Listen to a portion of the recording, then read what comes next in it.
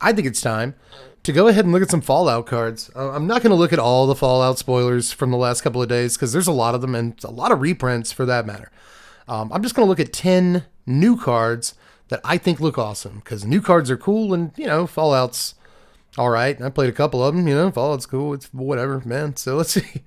Let's take a look at a couple of these cards and see kind of a mini little top 10 here of spoilers before the big day of spoilers. Tomorrow, Friday, is going to be the big day of spoilers. First look at Outlaws and all that. So let's warm up the band a little bit here.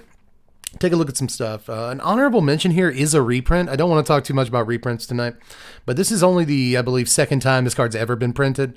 And the first time was in Apocalypse, if I'm not mistaken. So we got Fervent Charge here. This is 1 and Mardu mana for an enchantment. Whenever a creature you control attacks, it gets +2/+2 till end of turn. Just sick.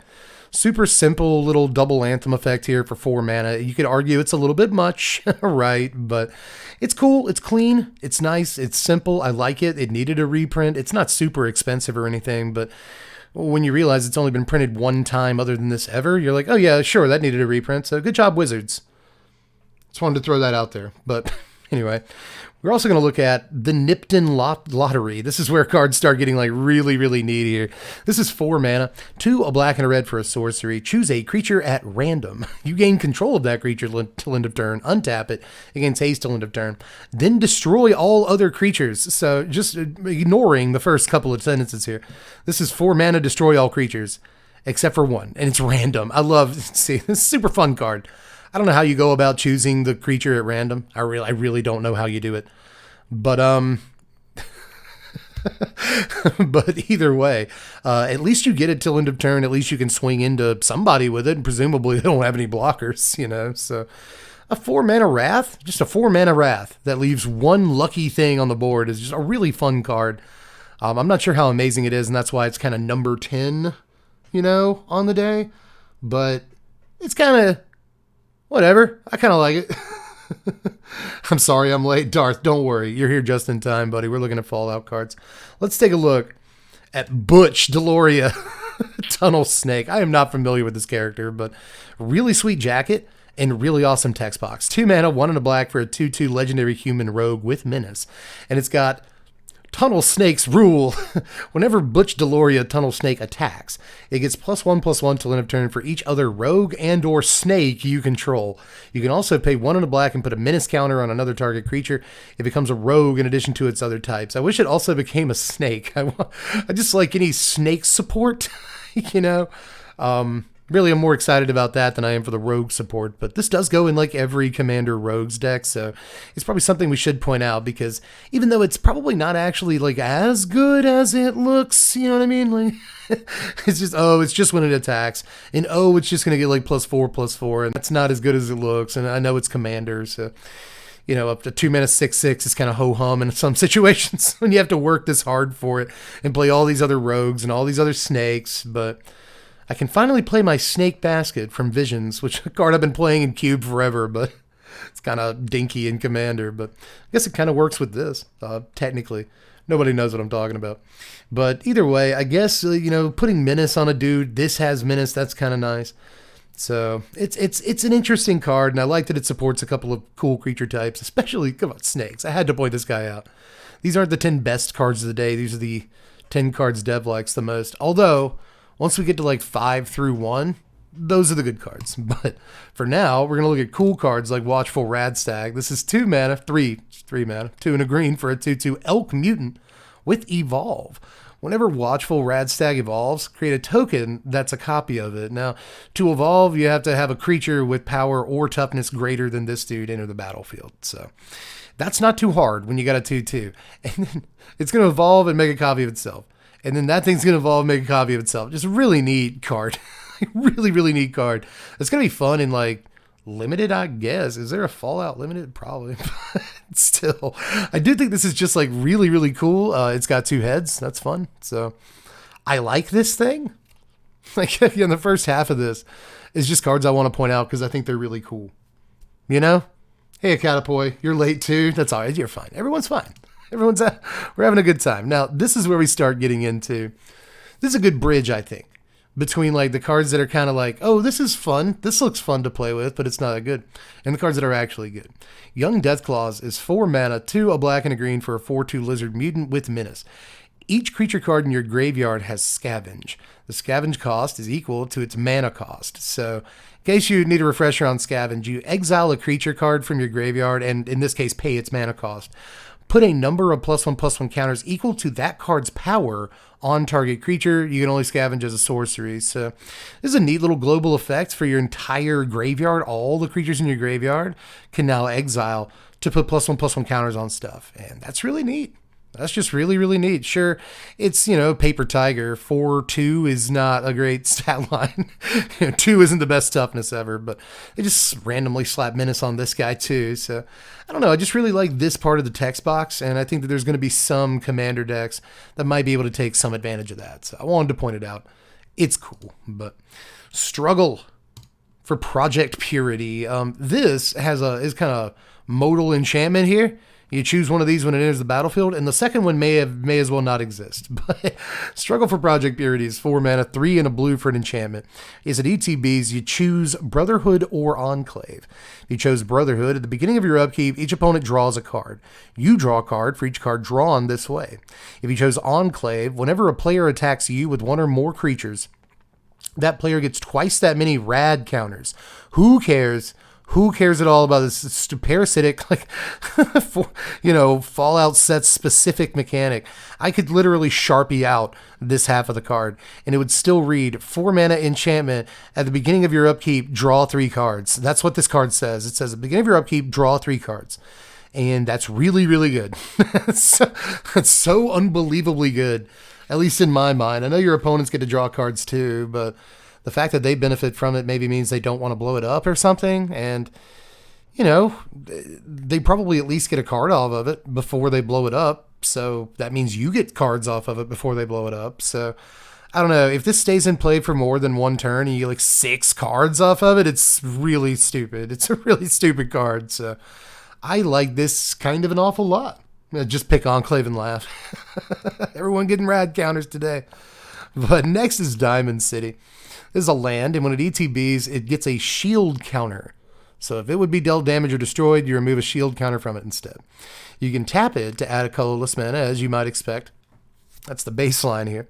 And you can tap it and move the shield counter from Diamond City onto a creature. Activate only if 2 or more creatures entered the battlefield under your control this turn. This card is sick. Am I crazy? Or is this like a card you probably need to play in 70% of commander decks? Not all of them, right? But pretty easy to make 2 guys ETB. I know it's not going to happen every turn, but pretty easy. And just a land that has a shield counter on it, it's so good. If you're playing Resolute Reinforcements or something else, right? Any way to get 2 dudes at instant speed, then suddenly you can move the shield counter at instant speed, and this becomes incredible, So I think this card is actually very gross and playable in, I shouldn't say 70% of commander decks, but 50%, and it's a pretty high percentage, So I think the card's good. That's really all I have to say about. That's what I have to say about most of these cards. Do I get the reference? I don't think so. Or maybe I haven't played enough Fallout. But maybe there's probably people going "Oh, this is good. Diamond City's awesome," and so that's good. I like that you're having that experience. I wish I could share in it with you. But what I see here is a pretty solid Magic card in a fair number of commander decks. But shield counter on my Mirax, I guess. I guess you can only move it onto a creature. But maybe there's other ways. There's other ways to move counters, right? But I do think that there's definitely playability on this thing, dude. But up next is Battle of Hoover Dam. This is 4 mana, 3 and a white for an enchantment. As Battle of Hoover Dam enters the battlefield, choose NCR or Legion. If you chose NCR, at the beginning of your end step, return target creature card with mana value 3 or less from your graveyard to the battlefield with a finality counter on it. If you chose Legion, whenever a creature you control dies, put 2 +1/+1 counters on target creature you control. Both of these are pretty good modes. These are both fine modes. I want to try this in LSO Core. I want to try it so bad in LSO Core. Most of my dudes are mana value 3 or less, and all of them I want to bring back from the graveyard, and being able to do it once a turn is pretty good value. I guess the argument against it is that it takes 2 turns to generate enough value for like the mana that you put into it. So, that might be too slow in Commander, I think, for some people, but I think it's pretty good guaranteed value just on the first mode for some decks that I want to play. And it'll help you keep like key creatures in play that have like giant bullseyes on their back and tend to be, just have their own gravitational pull for removal spells, So it'll help you keep those combo pieces in play, and I like that. But also, I'm sacrificing creatures. So there's a world where I choose Legion on this, and like every time I sack a dude, another guy gets bigger. So like I get to put like 6 +1/+1 counters on stuff over the course of a turn. Like, okay, I'm getting into this. I think it's kind of weird that I have to play a card that references the universe in which I live while I'm playing Magic. It's a little strange. But I guess Fallout occurs in a different universe with the same stuff that we have. I don't know. It's silly. Either way. I also really like the look of McCready, Lamplight Mayor. This is Orz of Legends, so it's me we're talking about. It just cost a black and a white for a 1/3 legendary human advisor. Whenever a creature you control with power 2 or less attacks, it gains Skulk until end of turn. It can't be blocked by creatures with greater power. Whenever a creature with power 4 or greater attacks you, its controller loses 2 life and you gain 2 life. Cool little mix match of abilities here. It could either be your commander in a deck with a bunch of smallish creatures. It could go like, it could be your commander in like a deck where you play Delny in the 99. I wish you could play Delny as your commander and also this guy, but alas, it goes along with a couple of cards like Assemble the Players, things that care about you having power 2 or less that we've seen recently. Takacia's Welcome and Welcoming Vampire and stuff like that. So little deck like that coming together, a Meek Stone deck, so been wanting to make Meek Stone good in Commander forever. I guess it already was, but now it's even better. Sorry if you heard me crack my knuckles there. I apologize. I crack my knuckles sometimes. I shouldn't do it again. But anyway, yeah, I just like Orz of Legends, so obviously this card gets a few points and leapfrogs a bit in the rankings because of that. But honestly, I just think it's also like a cool card that I want to try and build a Commander deck around because I really like this first line of text, and this sort of Punisher line of text is really good too. So sweet thing. Oh, sweet thing. And then I believe the next to last card of the day is Mutational Advantage. You had different timelines, I guess, instead of parallel universes. Yeah. Mutational Advantage is 3 mana, 1 a green and a blue for an instant. Permanents you control with counters on them gain hexproof and indestructible till end of turn. Prevent all damage that would be dealt to those permanents this turn. Proliferate. Holy butts. It's really good. I think that's probably really good. It's 3 mana, which could be a bit much. You could argue that is a bit much. Even for Commander, we already have Heroic Intervention. Is that the better card? Yes. It costs less. It's unconditional. It doesn't care if you guys have counters or not. But Hexproof and Indestructible. So it's Heroic Intervention, right, for the guys with counters. But for your extra mana, you get to not only proliferate, but also just blow your opponent completely out in combat, which I know is different. It's different than Indestructible. It is different than Indestructible, so keep that in mind. But the extra proliferate for the extra mana is pretty sweet, and if nothing else, you get 2 Heroic Interventions in your deck. So I think that's a pretty ironclad argument. It's now you get to play 2 copies of a card that you like anyway, and like most of your dudes have counters on them. So I don't know. This is one of those cards that like it's not super creative. Not that much you can say about it. Oh, there's a 5-card combo. No, it's just like obviously a really good Magic card. So let's move on to the final card we want to look at today. What I think is maybe the strongest at least, and it's Wild Wasteland. This is 3 mana, 2 and a red for an enchantment. Skip your draw step.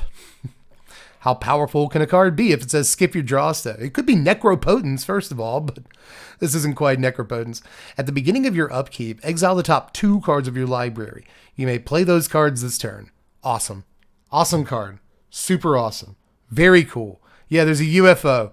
We have UFOs in Magic now. Yep, it's official. There it is. I don't know. I support it. Really, this is actually really, really cool as just like a red enchantment that, gives you a little extra card advantage every turn. I know you skip your draw step, but I don't know. There are ways you can turn that into a good thing, I guess. There's other ways you can draw cards too. There's plenty of ways in red to draw cards, or draw cards the red way, right? So getting a couple of cards every turn is really, really sweet. And there's decks that care about playing cards out of exile, you know, Quintorius Con and stuff like that, but a little harder to set up in Commander. But there's tons of decks that care about, you know, or cards that give you some sort of value if you play cards from not your hand. So you can set this up with all of those too. And it's just really cool. You know, 2 cards a turn instead of 1. That's what you're getting. Pretty sweet. So, you know, it doesn't, I guess you don't get pinged by Shieldred when you draw cards. I am very standard brained, aren't I? Because I'm over here, like, you just go play big score.